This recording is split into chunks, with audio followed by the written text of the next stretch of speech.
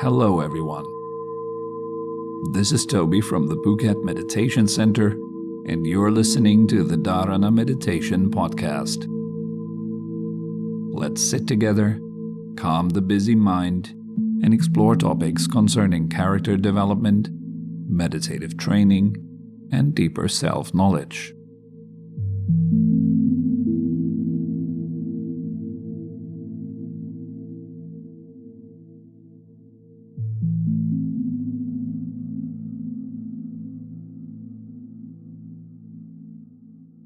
Let's start by sitting upright.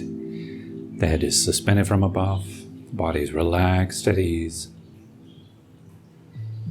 Let go of any unnecessary tension in your body, let it all melt away.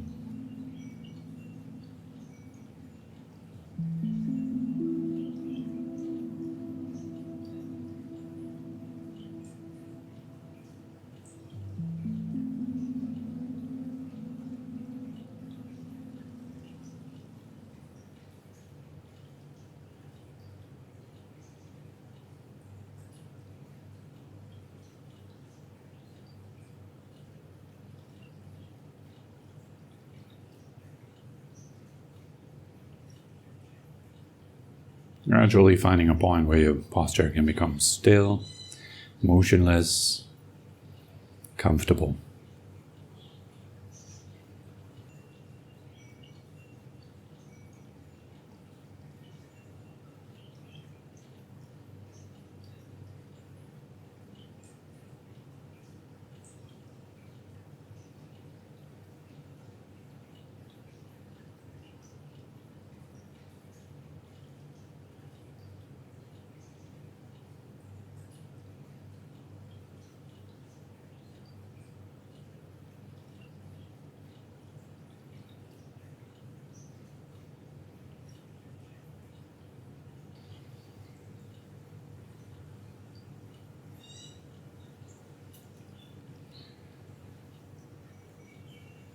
Let your breath gradually sink down into the belly,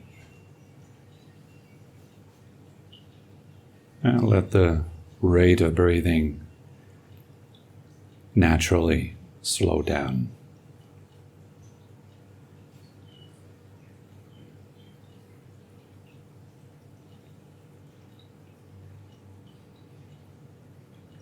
Just breathe comfortably, breathing in a way that feels nice to you.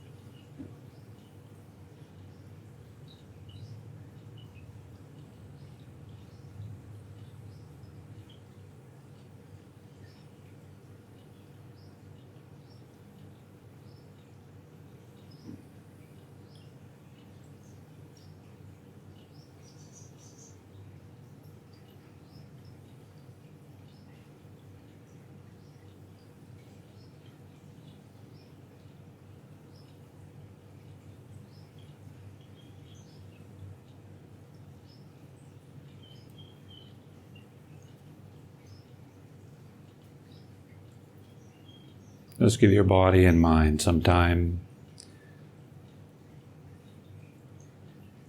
Let the energies slow down.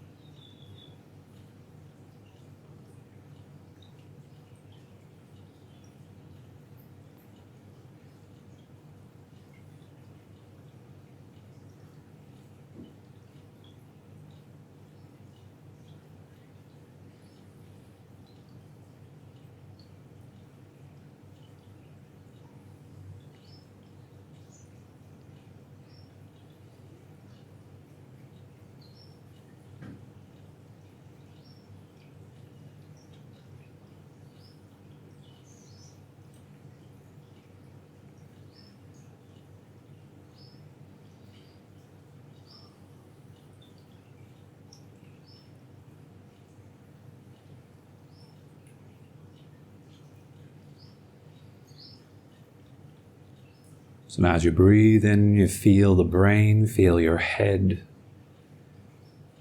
Once you breathe out, let the brain and the head, everything begin to melt, to become more and more soft. And with your out-breath, there is a wave of relaxation going down into your body, from the head, into the face, neck and shoulders, heart, belly, the entire back, into the legs, into the ground. But each time you breathe out, the entire body relaxes more deeply, washing away all the layers of tension.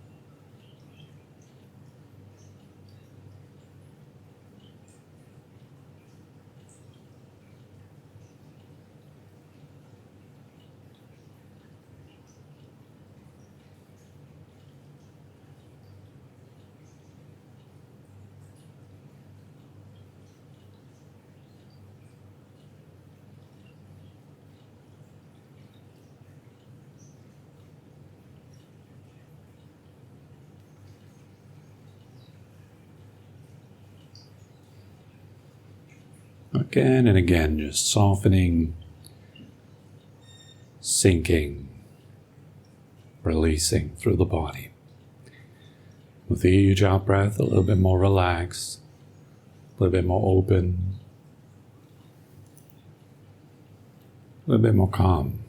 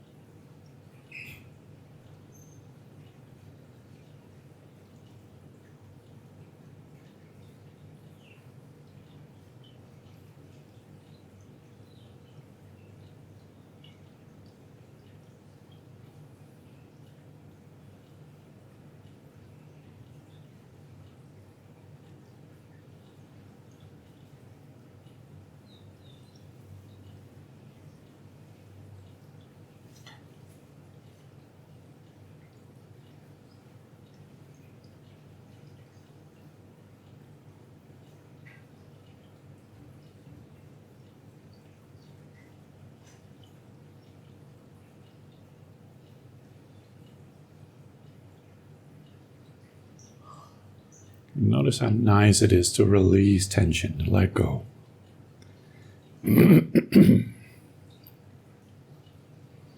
paying attention to the good,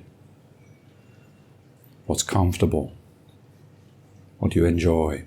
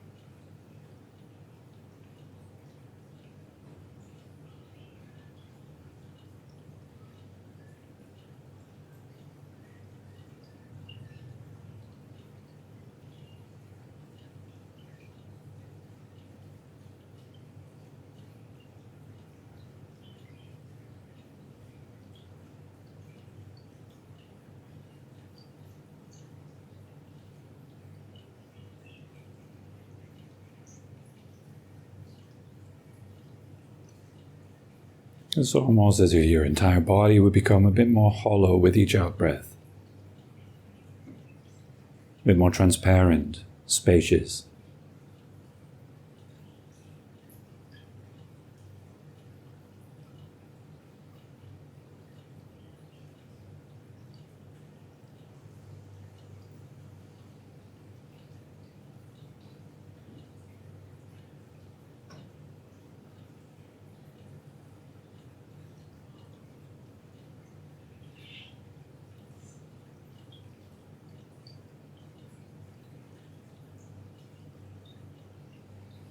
Nature of tension is contraction.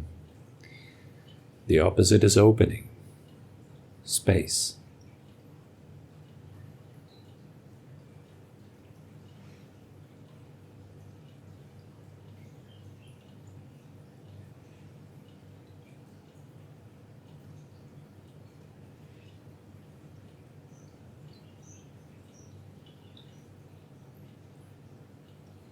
So each time you breathe in, you will notice where you are contracted, where you're tense. And each time when you breathe out, bring a bit of softness into that area, finding some openness, some space. Appreciating even the tiniest progress towards some release.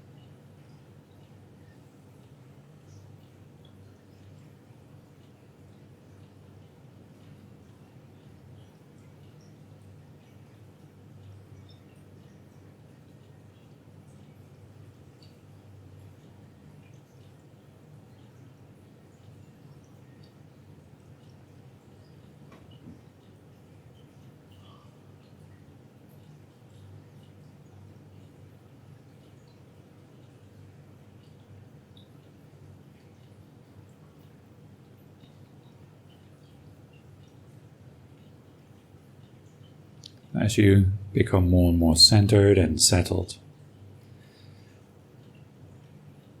you also become more present, less thoughts about the past or the future. You might become more awake to what is happening right now.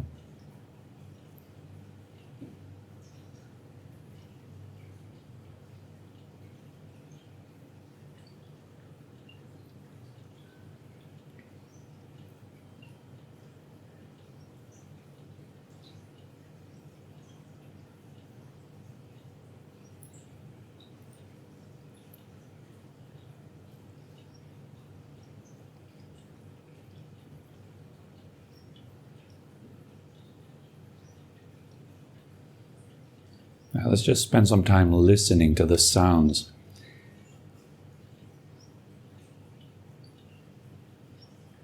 Notice how your attention is moving from sound to sound without any effort. Let it move. There's no need to hold your attention in any place. Instead, simply know where the attention is. What kind of sound am I hearing right now? What about now? What about now?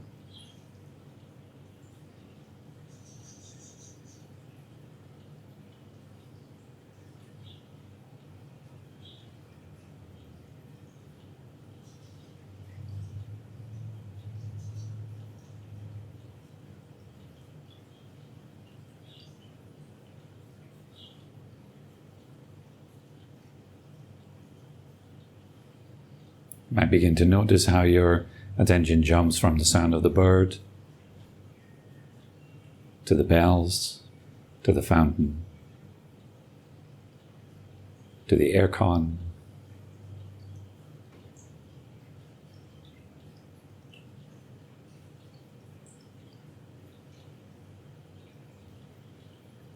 constantly moving.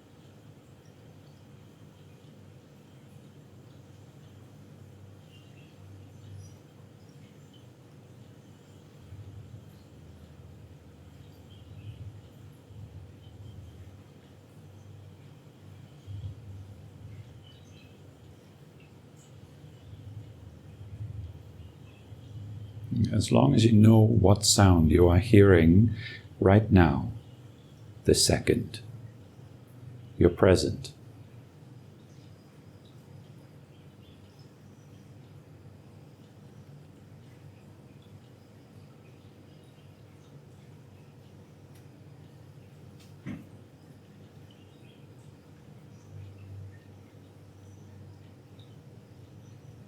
You connect with life, the reality of this moment.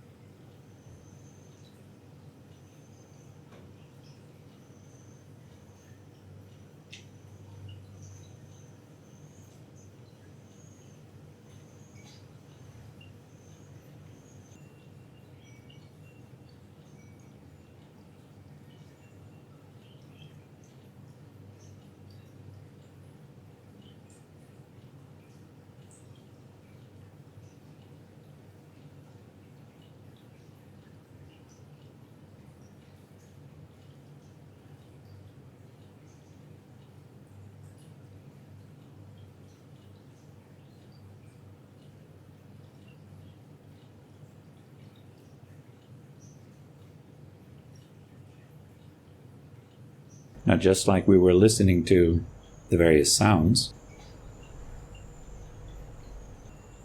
now we come to the realm of feeling, sensations in the body. And just like with sound, you can notice that the attention moves effortlessly from feeling to feeling. Second after second. It is always in motion.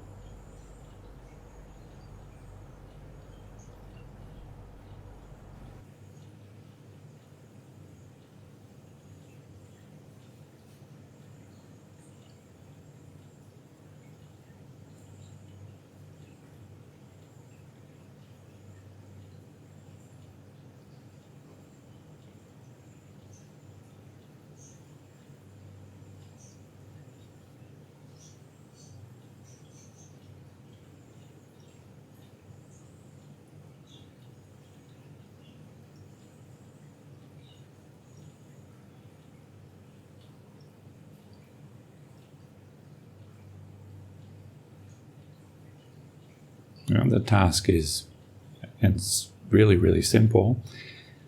You just need to know where the attention is right now. There's nothing to manipulate, nothing to hold, nothing to get rid of. You don't need to create anything. Simply know. Where is my attention right now? What am I feeling right now?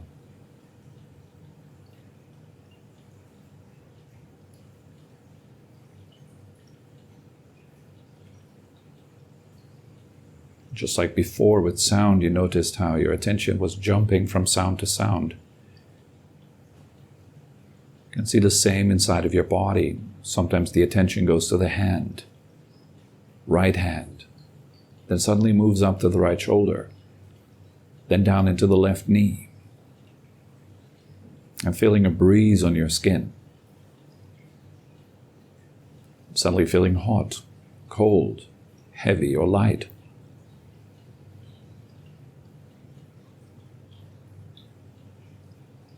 There's a vibrant aliveness throughout your entire body. Always moving, buzzing, changing.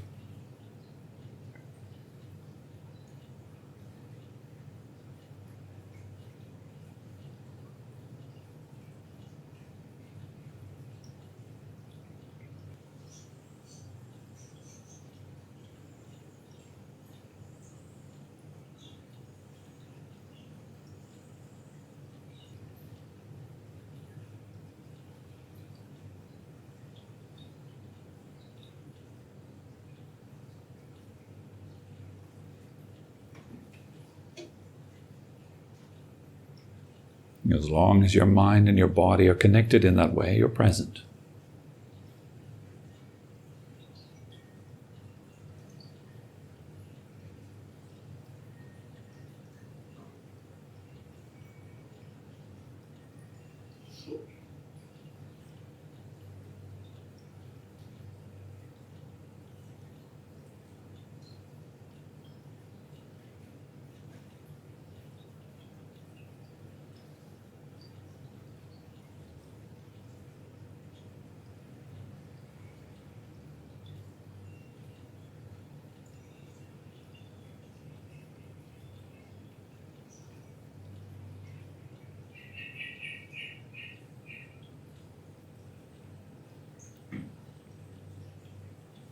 Now let's combine sound and sensation. Where's my attention right now? It might be with a sound, then back to a sensation.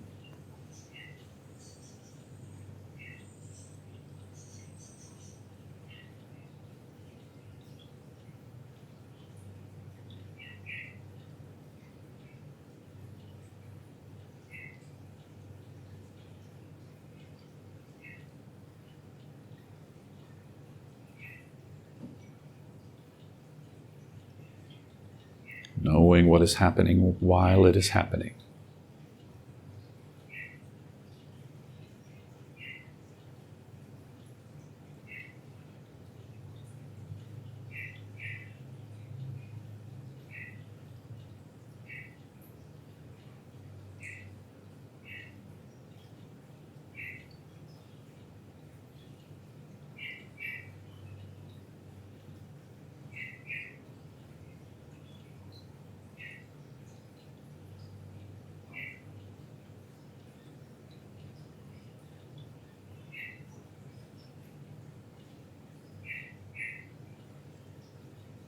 And remember, it's completely effortless. It's effortless because you don't need to do anything.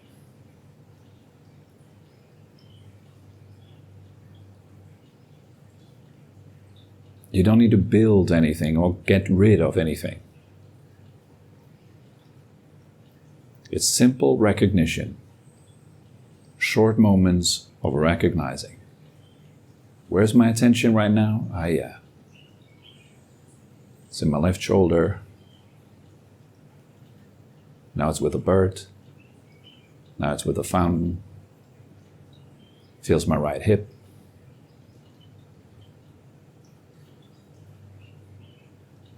Moving on and on.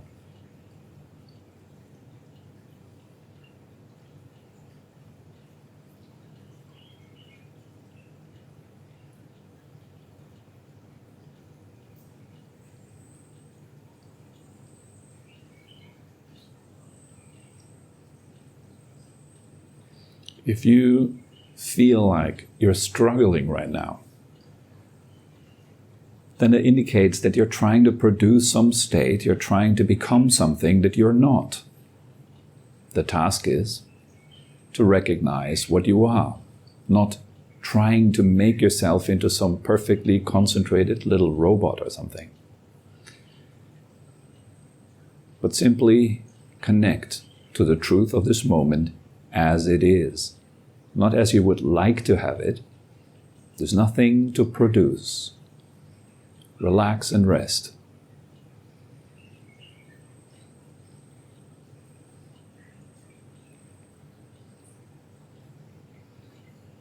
Recognize, oh, I'm struggling. There's nothing to struggle about. What am I struggling to try to be myself? That's absurd. Instead, I might as well just rest and allow things to be as they are, simply knowing them.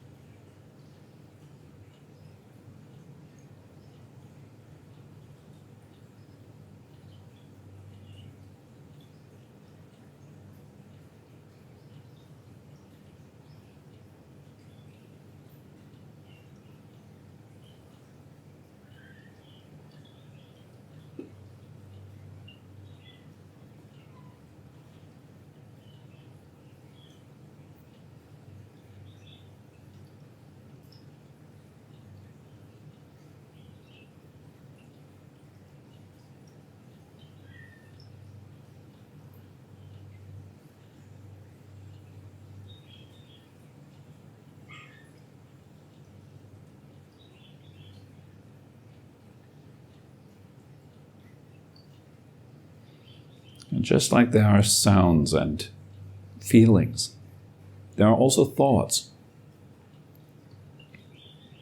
words and images that arise and pass. They arise by themselves and they pass away by themselves. You simply watch that. There's no need to hold on to any thought. Neither is there a need to get rid of any thought.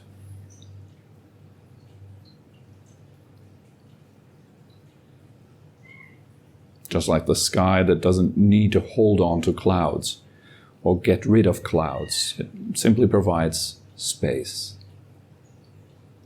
The clouds come and go by themselves. There's nothing to do for the sky. So be like the sky.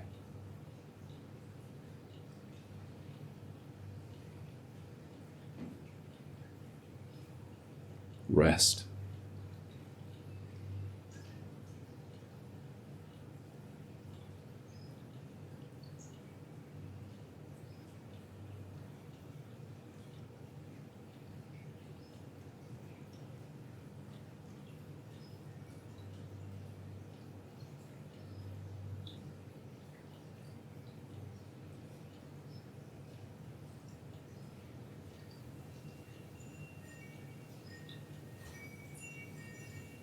feelings, sounds, and thoughts are like weather that comes and goes within this open, empty space of the sky.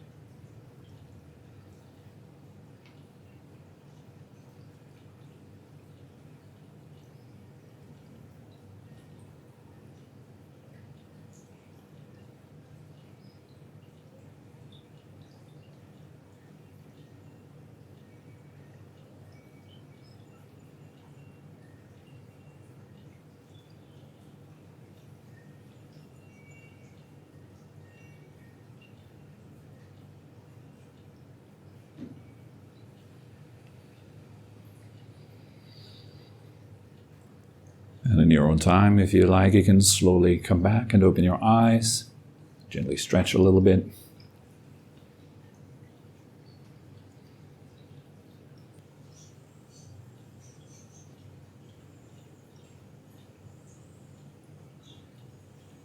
Good morning, everyone. Nice to have all of you. Nevin, do you remember the question that we've raised the other day? What was that you wanted to discuss? I don't remember. It was about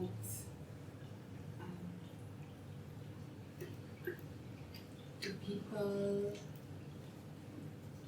around you, like how they influence you. Right. Yeah. Okay. And how to discern and. Right. Yeah, I got it. Okay, so the company we keep. Okay. Good. So that's a very, very good question. And very often is quite misunderstood, the power of people around us. There's a sutra, there's a discourse that the Buddha has given, which is, I think it's called Upada Sutra. He talks about the holy life, basically the spiritual path, all right? And Upada Sutra, I think it means half of the holy life. And his cousin Ananda, he comes up to him one day and he makes this statement. He says that a spiritual friendship, spiritual camaraderie is half of the holy life. Basically, it's half of the path. It's 50% of our job. It's to associate with spiritual friends. And the Buddha replies, he says, don't say that. He says it twice, don't say that, don't say that. He says spiritual friendship and spiritual camaraderie is all of the holy life. It's the complete spiritual path. So it's that level of importance. Who's your company? Who do you keep around you? That's who you will become like. So if you associate, let's say, you want to become a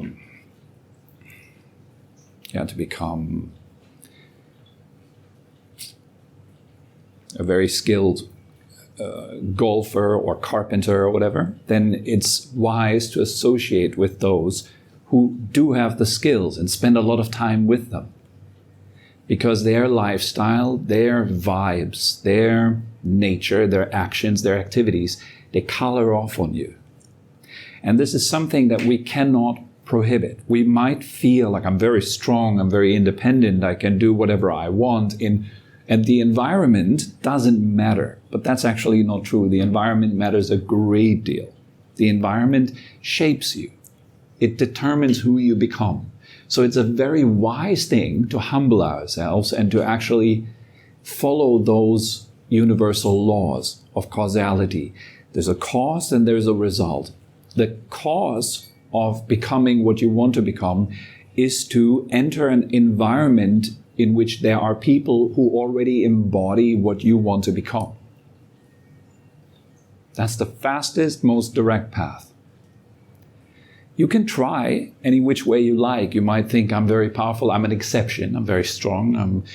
I can, for example, live in an environment where people hate meditation practice. They don't like it at all. They think it's a waste of time. They think it's stupid. It's whatever. And I can still keep up my practice. Well, good luck with that.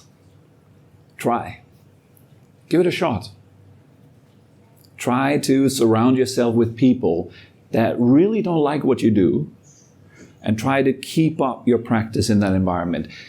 It's possible. I'm not saying it's absolutely impossible, but it requires such an amount of stability, such an amount of insight, that for a beginner, that's just out of the question. You need to be very strong. It's like trying to keep a fire alight by floating it on the water somewhere within a storm where there is rain. How are you going to keep the fire alight?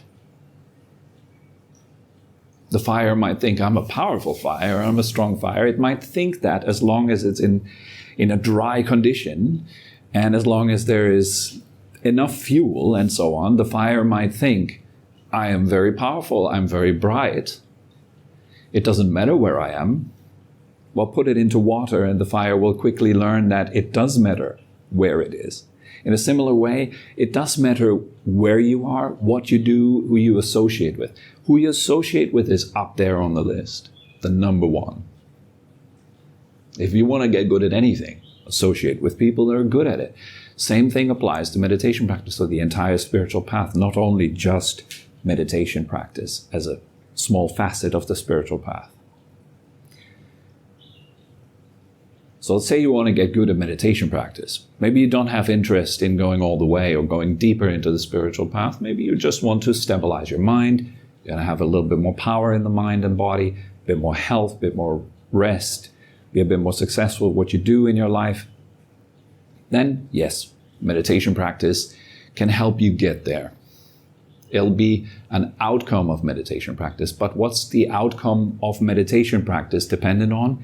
It's dependent on the cause of company you keep.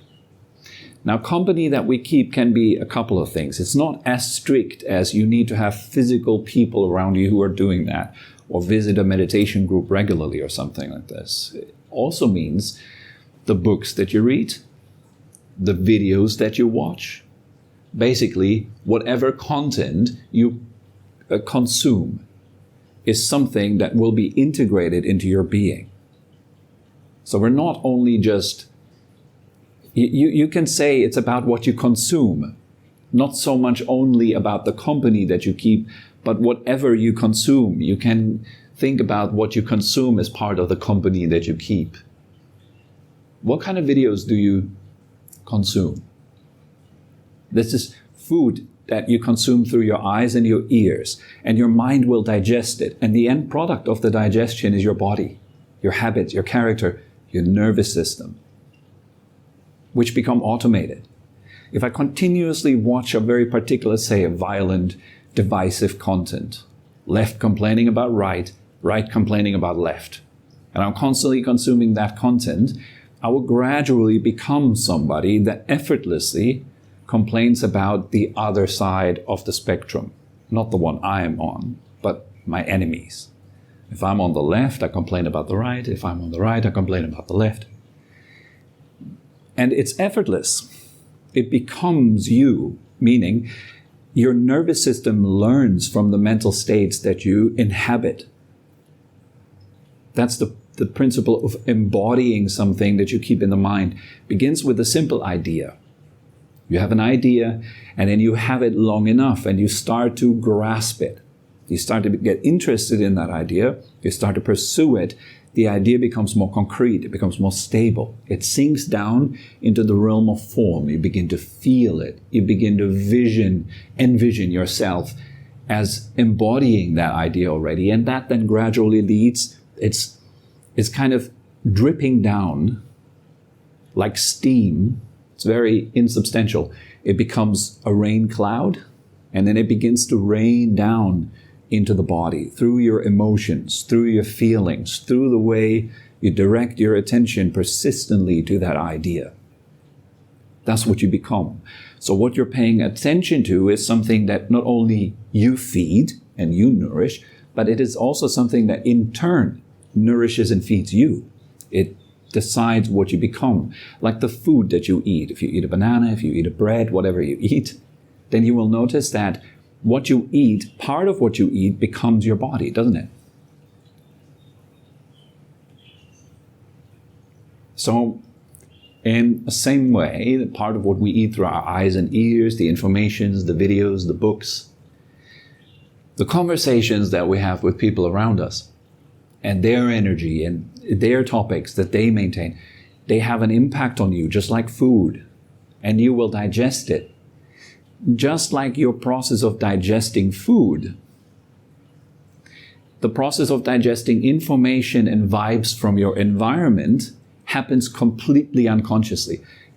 It's not the case that you go to a restaurant, you eat something, and then you need to sit down afterwards and consciously make an effort to digest it.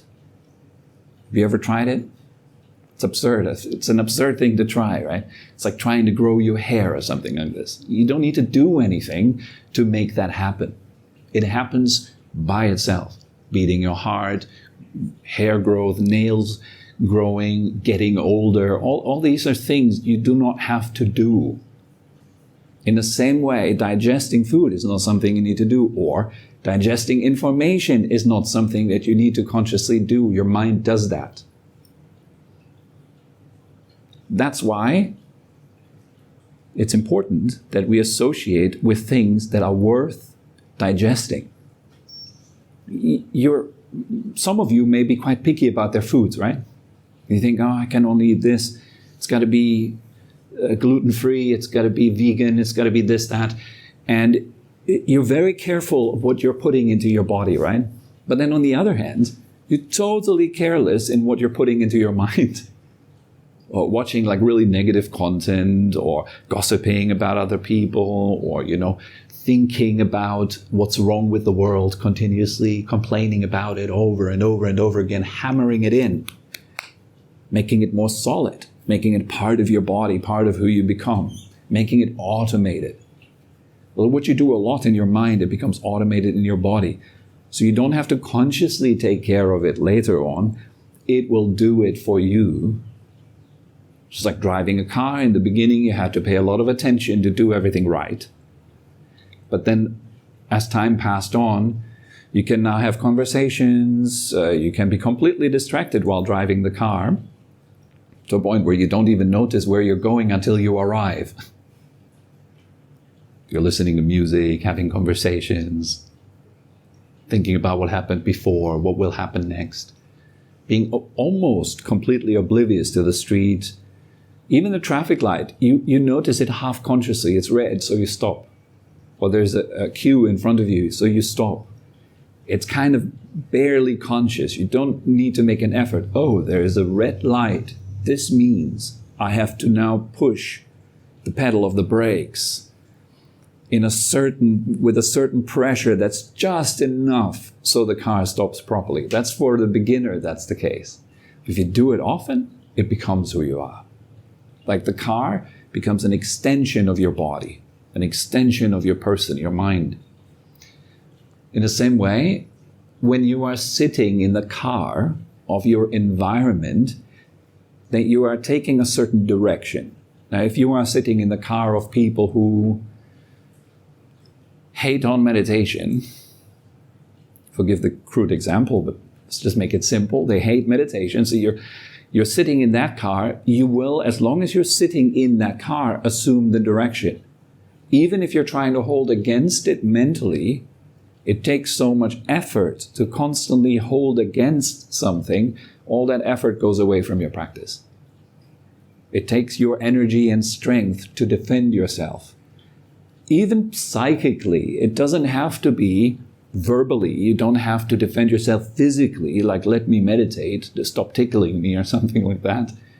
It's psychically, it's just the energy that people hold about the topic of meditation. You can sit down in their presence and you know you'll be judged.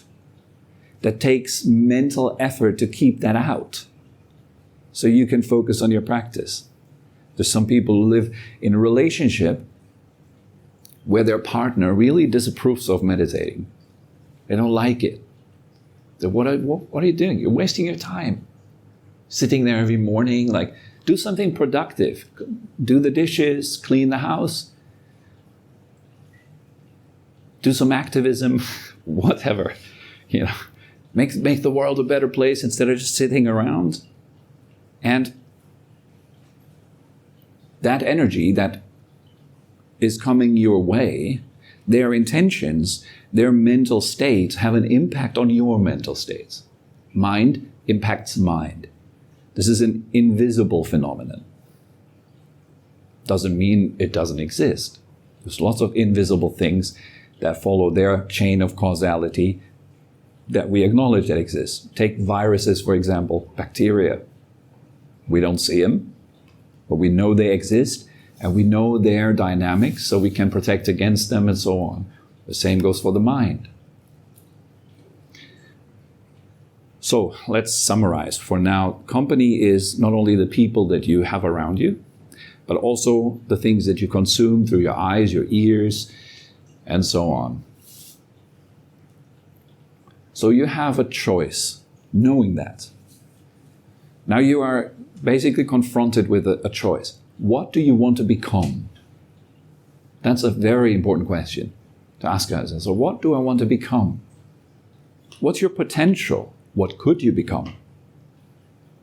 What's the best thing in your mind that a human being, not you, but a human being could become? Do you have any human beings in mind that you would say they are way up there? They have become something that is truly remarkable, truly amazing. And I want to become like them. Anyone that comes to mind? Yes? Okay. How about you, Nevin? You. All right, I don't know if that's worth it, but how about you?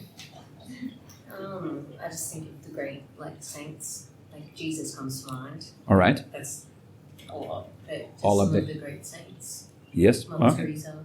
Right. So you have an option in what to become. You can become somebody that wields power and influences worldly things, like a great politician. What happened to all the great politicians of the past and their policies? All dead, all changed, all just washed away.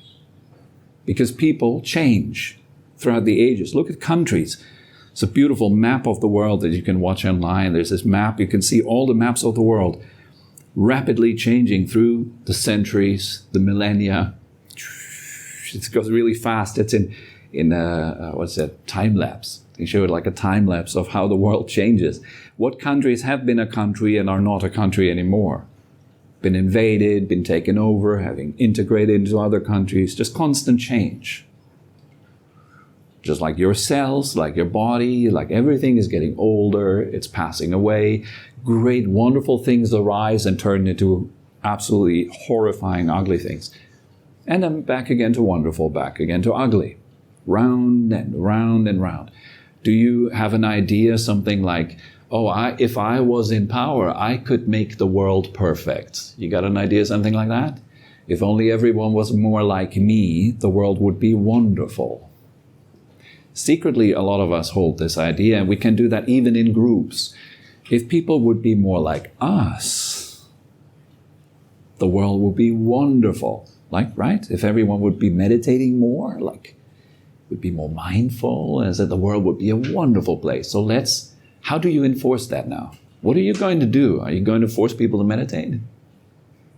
It's good for you. Are you going to indoctrinate them in school or something like this, trying to make them so that they do what you think is good for them? What's that called? Isn't that some sort of dictating others how to be, taking their freedom of choice? Isn't the highest gift that God gave us free will? So you want to take it from others? Because you think you know what's right? Difficult.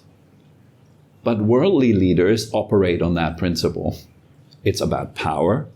It's about influencing. It's about molding the masses to their ideas. And there's a wonderful tool to achieve that. It's called media. Why do you think the way you do? Who taught you to think that way? Where have you learned to have those thoughts that you have? Where have you learned to like this and not like that? Who has taught you that? Isn't it a little box in our hands? A little plastic box that teaches you what to like and what to dislike, what to follow and what to... No, I'm better than that. Aren't you totally manipulated? Your entire world of thinking and feeling, is it not completely made by other minds and other actions? And what's original to yourself? Now that we know that content is produced by the environment, when you were a baby, you didn't have any opinions. You didn't think in terms of words. You didn't think in terms of, we're going to change the world or something like this. When you were a baby, you were empty. And then something began to fill you up. No, don't do that. Don't touch this. Good. Yes, that's good. Oh, you have an A. Wonderful. Here's some candy. Oh, you do what I like you to do. Good boy. No, you make mama very sad. Etc., etc. So the children slowly learn who they are supposed to be. And it's different from culture to culture. Go around the world. You've all been traveling a lot, I guess, yes? So you know that people in the West think differently from people in the East. They have different ideas. You take your shoes off when you go into the house. Did you see she didn't take her shoes off? Yeah, they have no manners. They don't. And you're just like, well, it's like normal in my country to not take the shoes off. All that kind of stuff. So you can see that whatever the content in your consciousness is, the thoughts, the cultural conditioning within you isn't original to you. So coming full on circle back to what is the highest thing you can be, it is your original nature. The thing that you have been before all the world has dumped its garbage into your mind. And you have thought yourself into a being. What happened before that? Who were you before thought? Who are you before names? Who are you before feeling? Those who follow that particular question, they reach all the way down into their most original, most luminous, empty, beautiful state. If you encounter that state, you reach your highest potential. You go back to your source. And whether you call that coming home to God, or finding truth, or gaining enlightenment, realizing something, doesn't matter. These are just words. What matters is that we know ourselves again, rather than just knowing the content that's within our minds. This is the highest goal you can achieve. Why is it the highest goal? Simple, because it's the greatest service that you can render to the world. The greatest service you can render to the world is your absence of stress, your absence of suffering. Where you are, that's where peace is. Where you are, that's where conflicts end. If gossip comes your way, it's muted in your presence. It ends. If violence comes your way, that's where it ends. Or, even better, that's where it turns into love. It turns into service. It turns into benefit for the world. That is why I say it's your highest potential, because it impacts everything and everyone who you are.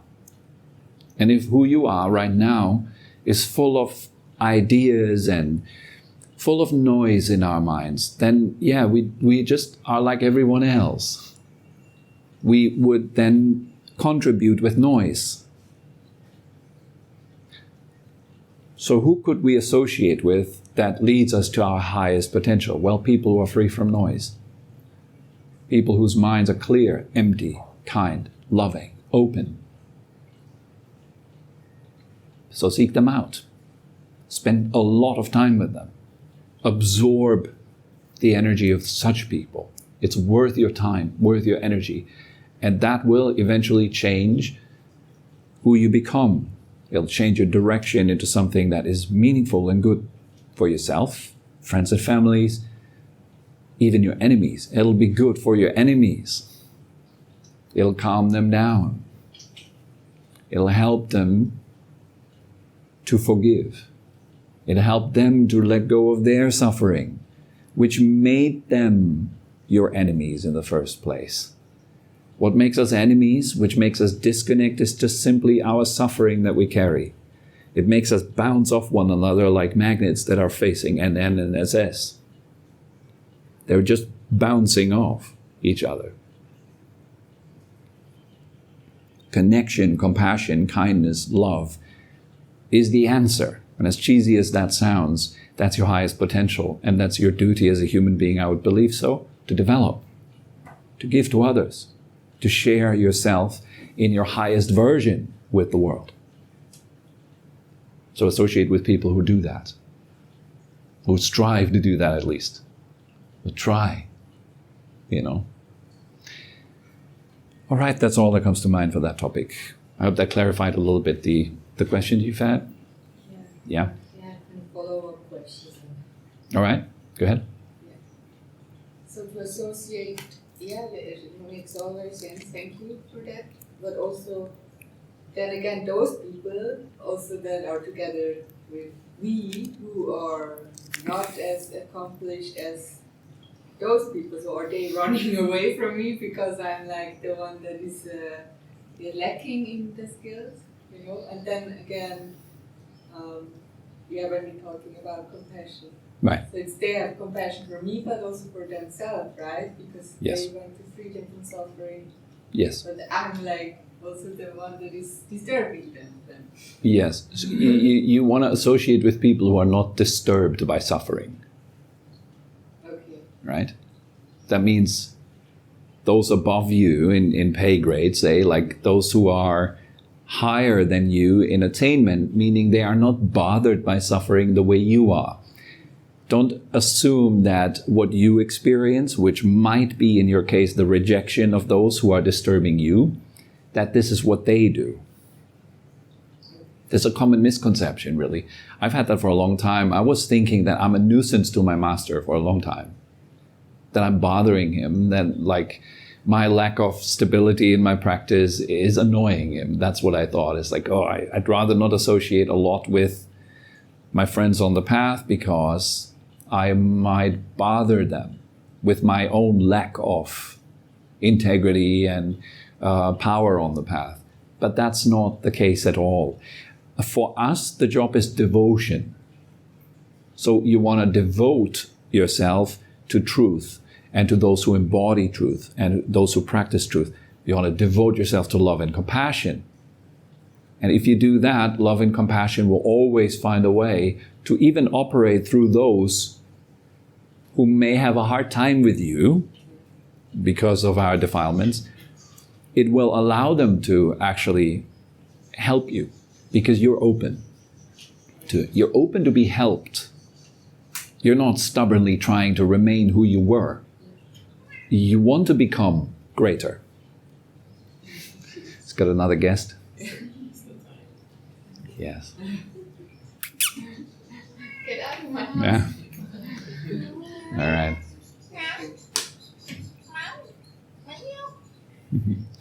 Okay? Does that make sense? Yeah, I have then other follow-up questions to that, but that's good. Yes, makes sense. Okay, good. Okay. All right. It's a valid point. Like in a worldly terms, we can say that it's not only that others influence us, but we're also influencing others. So that's responsibility. Your responsibility is to just not pull others down. That's a huge responsibility. We always think, I need to make sure that I will only associate with people that are lifting me up and that are great and amazing, and so I can go up. It's like, yes, that's 50%. The other 50% is become somebody that lifts others up. That's huge responsibility. So you need to do your practice. You need to really make sure that you're not pulling others down. Yeah, that's a big one. So the next question would be for next time, like what is then a definition for you or in terms of Buddhism for a friend? What is a friend and what is like, if they even exist then, like the friends like as one normally thinks of friends. Right, the spiritual friend, yes? Yeah. Good. Okay, that's a very good question. Next time. That's good. All right. Any other questions or something you'd like to explore? We hope you enjoyed this episode and had a meaningful time. For more information and upcoming events, head over to our website at phuket-meditation.com. Thank you very much for listening and have a wonderful day.